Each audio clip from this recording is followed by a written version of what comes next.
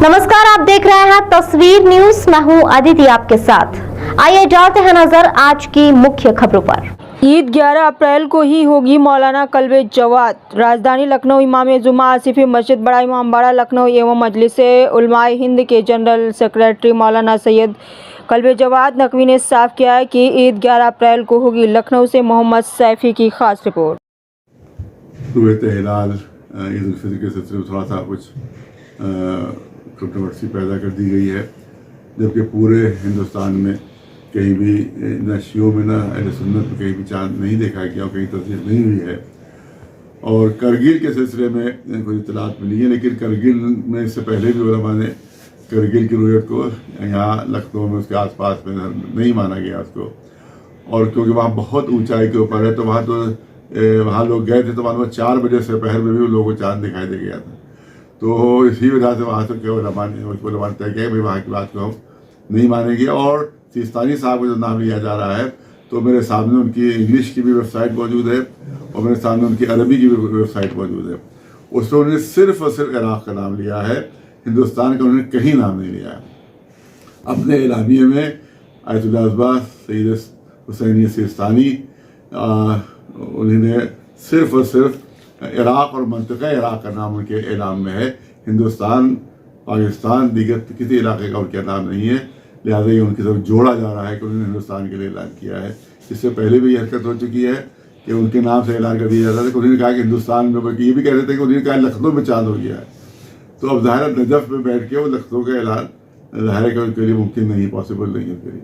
तो ये कई बार ऐसा काम हो चुका है। लिहाजा ये ईद जो है कहीं भी साबित नहीं है और ख़ुद सिस्तानी साहब की तरफ से कोई ऐलान नहीं है, क्योंकि मेरे सामने उनके दोनों ऐलानात इंग्लिश के भी और अरबी के भी उनकी वेबसाइट के मौजूद है, जिसमें उन्होंने सिर्फ इराक़ और मंतक़ा इराक़ का नाम लिया है और मंतक़ा इराक़ में हरगिज़ हिंदुस्तान शामिल नहीं है।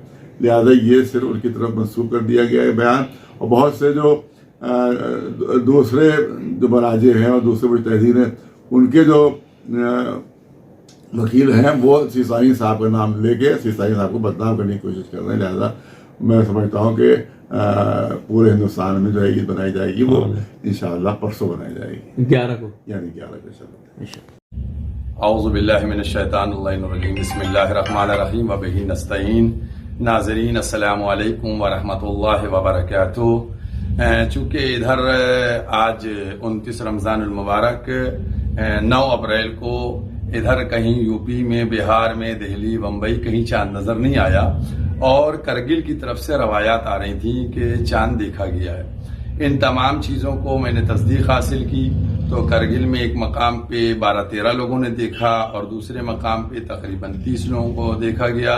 और इसी के साथ पाकिस्तान में भी जो उलमाए हक़्क़ा हैं उन्होंने इस बात की तस्दीक की।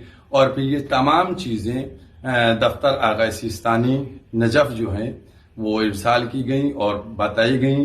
तो नजफ़ से एक ऑडियो क्लिप लखनऊ के दफ्तर जो है, जो आगा सिस्तानी का दफ्तर है, वहाँ ये पैगाम आ गया कि आगा की तरफ से ये ऐलान है कि कल पूरे हिंदुस्तान में ईद है।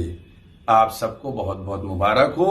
कल 10 अप्रैल 2024 कल ईद है, आप लोगों को मुबारक हो। ये पैगाम जो है नजफ़ के दफ्तर से ऑडियो की शक्ल में लखनऊ का जो दफ्तर है आगा सिस्तानी दामत बरकातहू का, वहां आ गया है। लिहाजा उसी बेस के ऊपर आपसे लोगों को मुत्तला किया जाता है कि कल इंशाअल्लाह ईद उल फित्र है। आप लोगों को मुबारक हो।